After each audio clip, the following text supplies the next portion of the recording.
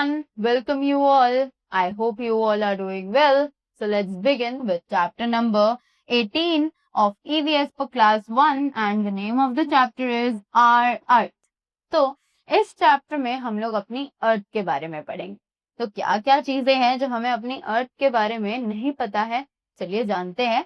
So in this chapter you'll learn about natural and man-made things around you. तो इस chapter में हम लोग जानेंगे अपनी नेचुरल और मैन-मेड चीजों के बारे में जो कि हमारे आसपास रहती हैं.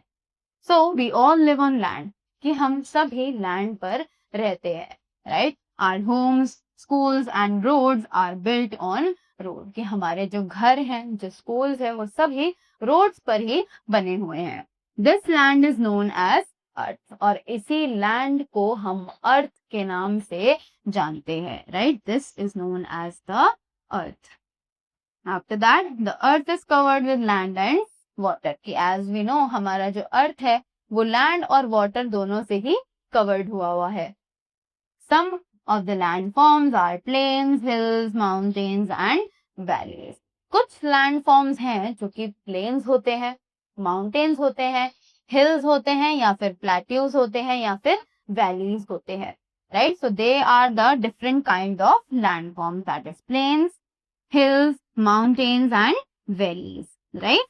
Now let us learn about these land forms. तो चलिए अब अलग अलग तरीके के लैंड फॉर्म्स के बारे में इस चैप्टर में हम लोग जानते हैं.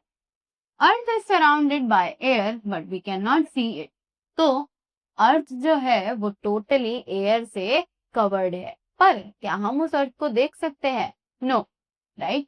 सो we can only feel it. It helps us to breathe. कि हम सिर्फ और सिर्फ एयर को फील कर सकते हैं, राइट? और एयर जो है वो हमारी हेल्प करती है सांस लेने में, right? After that plants, animals, air, water and land are natural things. तो ये सभी चीजें natural things कहलाती हैं, जैसे कि plants, animals, land, water and air. After that, the roads, buildings, vehicles and furnitures are made by people.